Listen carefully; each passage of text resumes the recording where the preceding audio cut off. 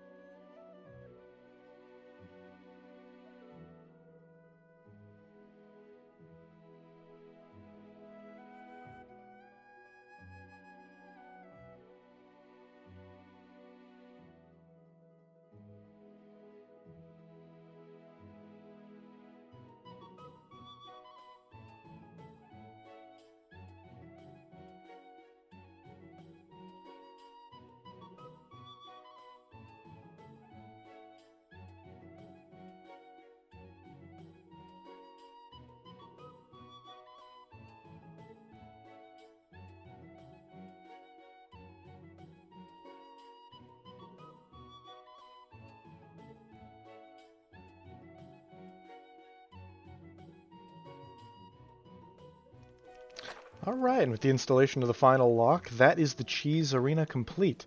Now, it's going to need to dry for a little while, a few days I believe, before I can use it, because these freshly built palisades have a soak value of 0, which means that I think just about anything can bash through them. But once they have finally dried, they'll have a soak value that makes them indestructible to even bears.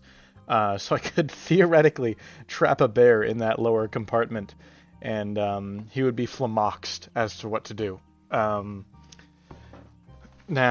I'm not entirely sure if any of this is going to work. But hey, I'm excited to try it. All right, so he's now leashed to that hitching post. And when he wants to fight me, I certainly hope that the cheese arena has dried enough that I can fight him without him just bashing the walls down and escaping. But we'll just see about that. I also opted to keep the cheese arena not connected to the main base. Like, there's no way into the main base from the cheese arena because of the obvious security concerns posed by this cliff face not being an actual wall. It's okay for me to keep animals and stuff over there before they're tamed, because that doesn't really pose a significant loss for me. But if someone can get into the cheese arena from outside, I don't want them being able to get into my base from the cheese arena. I have now officially said the words cheese arena too many times. But all the same, I'm very excited to see what comes of this, and I certainly hope that the Palisades have dried sufficiently by the time this horse wants to fight me. Now, it took a pretty long time for the last horse to want to fight me, so I'm hoping that that's the case again. Anyway, the whole time I've been doing that, my drying racks have been done, so let's take a peek here. Alright, cool. That's enough badger hides to remake my badger hide vest.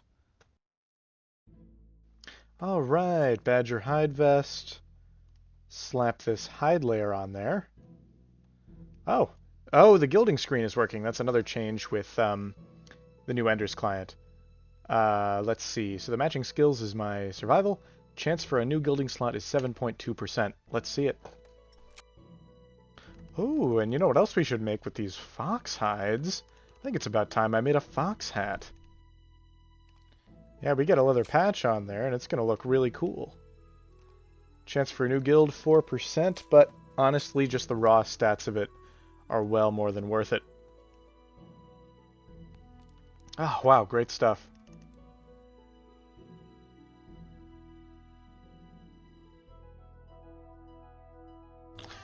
Alrighty, well, now I've got to get going to work, but here's to hoping that when I get back, this horse right here is going to want to fight, and the cheese arena will go off without a hitch, and everything's going to be just great.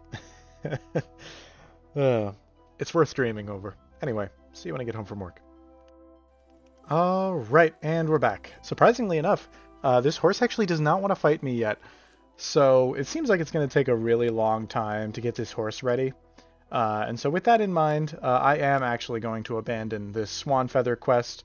Please once again note from future me that this episode takes place in the past. I have since received some really great advice with regards for killing swans, so I didn't actually have to abandon the quest here.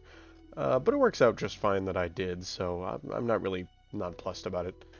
Put an arrow in a fox and score a bullseye on an archery target are both much easier missions. Let's get started. Alright, now I remember cheating on this last time, and I think it was with the camera settings.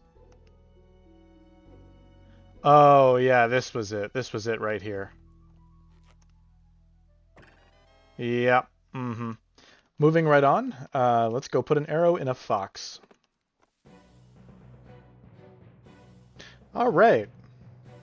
So I didn't really notice what quest came in because I was fighting. Let's see. Put an arrow in a moose, catch a squirrel, eat roasted swan meat, and defeat an adder. That's all quite straightforward, except the swan meat. That I might have a little trouble with. Let's see if I don't already have some swan lying around. Oh, I do! I do have swan meat lying around. Alright. This is going to be easy peasy. Okay, now, as far as putting an arrow in a moose goes, I'm certainly going to need to use this metal arrow, but I don't want to accidentally use it. That's the thing. I'm pretty sure that arrows should work like most items, in that it will try to use the most recently added item to your inventory. Yeah, well, you know what? Let's go out and let's see if we can find a moose here.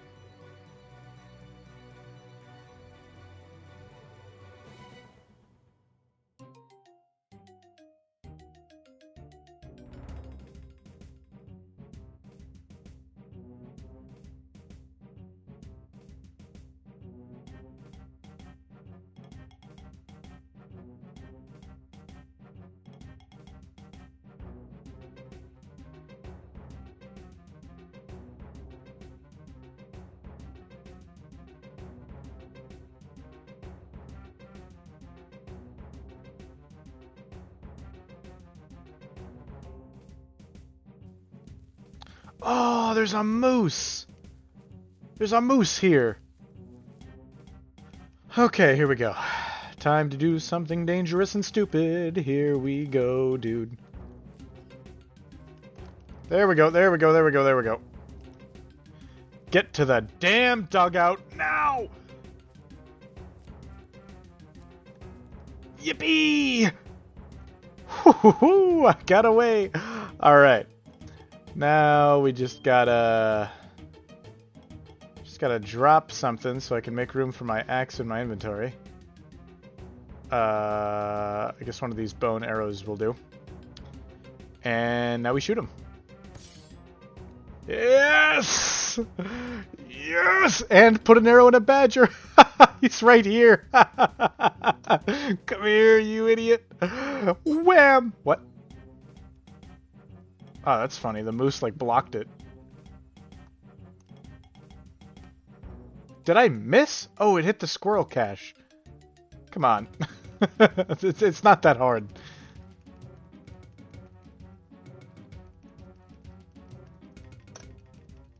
Okay, come on, fellas. Get, like, out of each other. Whoa! Alright, you know what? This isn't the badger. Oh, wait, wait, wait. This is perfect. This is perfect. There we go.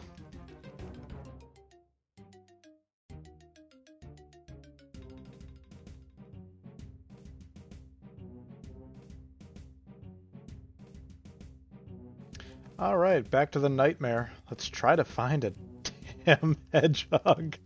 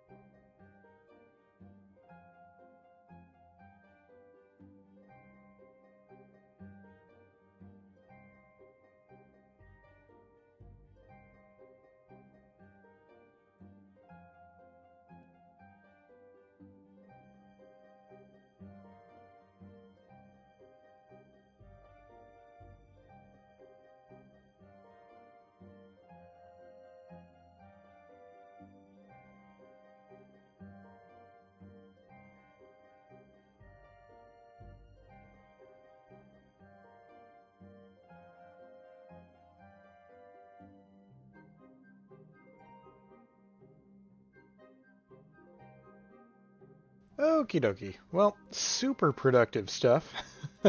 Lots of new drying racks. I quite like having the additional drying rack space. But still, we find ourselves stuck on hedgehogs. Is this the last quest? No, it's not. It's the second to last quest. But, oh man. I'm gonna struggle with these hedgehogs for some time now, aren't I? Well, all the same.